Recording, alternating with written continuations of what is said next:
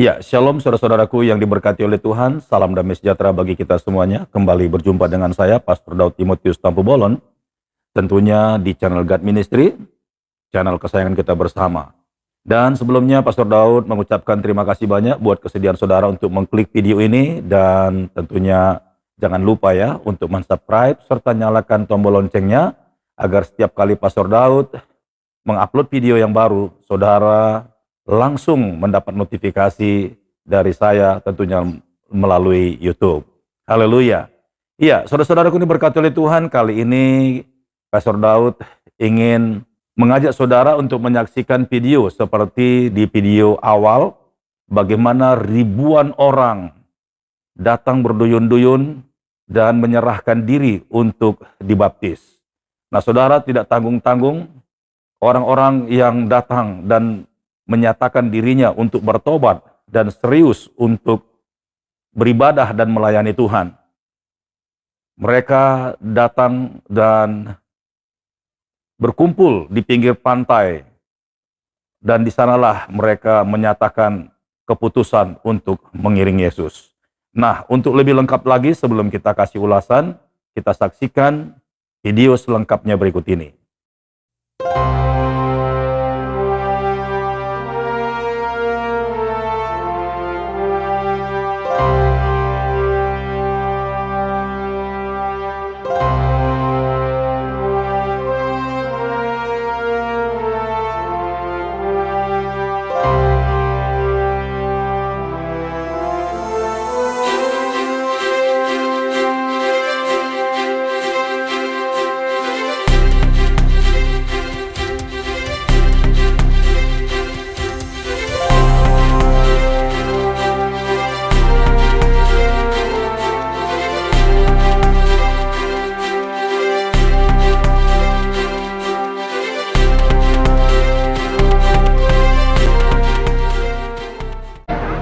So today we make the next step. You've already come forward to accept Jesus Christ. Today you make that next step of identification totally and completely with His death, with His burial, with His resurrection. The water is actually a symbol of the grave, the old life, all of the past to be buried here today. As you come up, it's in newness of life in Christ, to live a whole new life that God has ordered and ordained for you. And so water baptism is a beautiful symbol of the burying of all the past, the renouncing, the burial, that I might now just really live totally, full on, completely for Jesus Christ. So if you have accepted Jesus Christ as your Lord and Savior, then you may take the next step and be identified with Him in the water of baptism.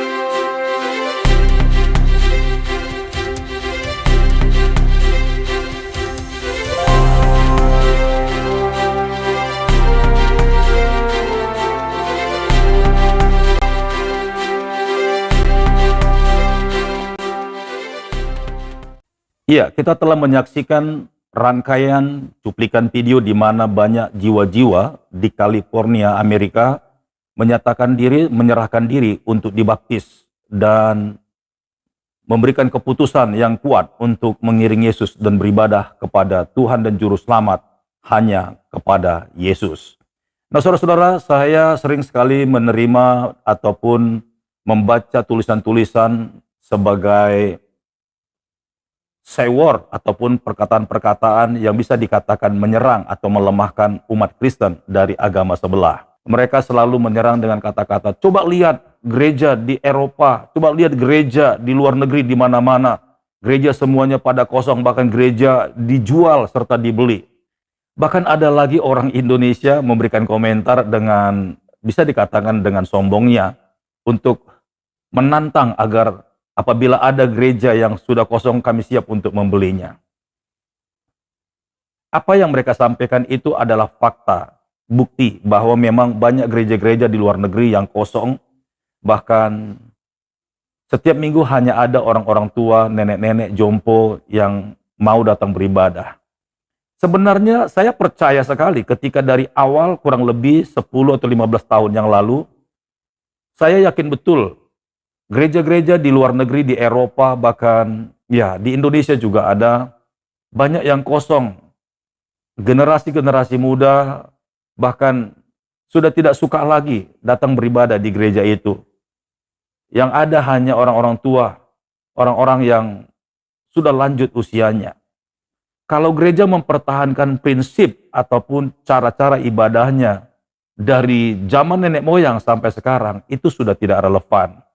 Pastilah Roh Kudus punya cara untuk membawa mereka, menggiring mereka sehingga mereka bisa mengikuti tren ataupun maunya Tuhan untuk di generasi zaman sekarang ini.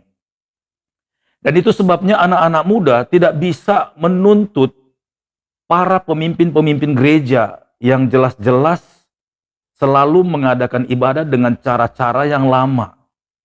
Nah, ini perlu juga dipahami oleh setiap anak-anak Tuhan. Jangan pernah kecil hati, karena Roh Kudus itu dahsyat. Dia tahu setiap generasi-generasi yang dia munculkan di abad-abad kapanpun, Tuhan punya rencana seperti Yeremia pasal 1 ayat yang kelima.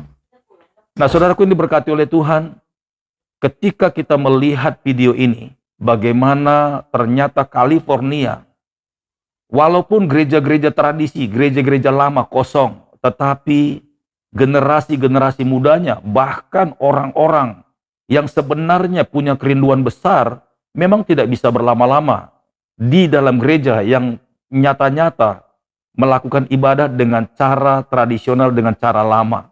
Karena ketika anak-anak muda ini ingin mengekspresikan gaya ibadah mereka, tentu gereja-gereja itu tidak membuka jalan karena adanya doktrin atau format-format ibadah yang sudah ditentukan dari zaman dulu sampai zaman sekarang. Nah, itu sebabnya untuk menampung aspirasi mereka, Roh Kudus mengumpulkan mereka-mereka yang satu paham, dan mereka membentuk yang namanya satu komunitas, tapi mereka tetap mencari Tuhan. Dan itu tidak di dalam gereja, tapi di luar gereja, bisa di kampus, dan bisa juga di lapangan-lapangan, atau bisa juga di pinggir pantai. Nah, saya melihat ada banyak video-video yang melakukan hal seperti itu. Nah, secara rumah ibadah, ketika disurvei, banyak orang mengatakan umat Kristen sedang mengalami penurunan. Tapi saya teramat yakin, seperti Yohanes pasal 4 berkata, ketika Yesus berjumpa dengan perempuan yang ada di sumur Yakub, perempuan Samaria. Demikian firman Tuhan, saya akan bacakan. Ayat 20 dari Yohanes pasal 4 ayat yang ke-20. Nenek moyang kami menyembah di atas gunung ini, tetapi kamu katakan bahwa Yerusalemlah tempat orang menyembah. Ayat 21. Kata Yesus kepadanya, percayalah kepadaku, hai perempuan, saatnya akan tiba bahwa kamu akan menyembah Bapa bukan di gunung ini dan bukan juga di Yerusalem. Dan itu artinya, saudara, Tuhan sudah bisa dikatakan bernubuat untuk di zaman-zaman sekarang, bahwa akan terjadi satu gerakan di mana umat Tuhan tidak lagi menyembah di satu tempat yang sama, seperti perempuan Samaria ini bilang di gunung-gunung. Bahkan Yesus pun sudah mengatakan tidak juga di Yerusalem, artinya kebiasaan orang-orang yang percaya. Tetapi di mana saja anak-anak Tuhan berkumpul, mereka bisa mengadakan ibadah dan memuji nama Tuhan. Saudaraku ini diberkati oleh Tuhan. Kiranya pesan ini akan meneguhkan kita semuanya. Jangan pernah takut. Gereja boleh dijual, bangunan gereja bisa dihancurkan. Bangunan gereja bisa dibeli, bangunan gereja bisa dirubah jadi diskotik. Karena Tuhan tidak berperkara dengan bangunan. Karena Tuhan kita, Allah yang hidup, tidak berperkara dengan kekokohan daripada gereja yang berbentuk fisik. Tapi Tuhan Yesus, Allah kita yang hidup, berperkara bagi generasi-generasi yang rindu lawatan Allah.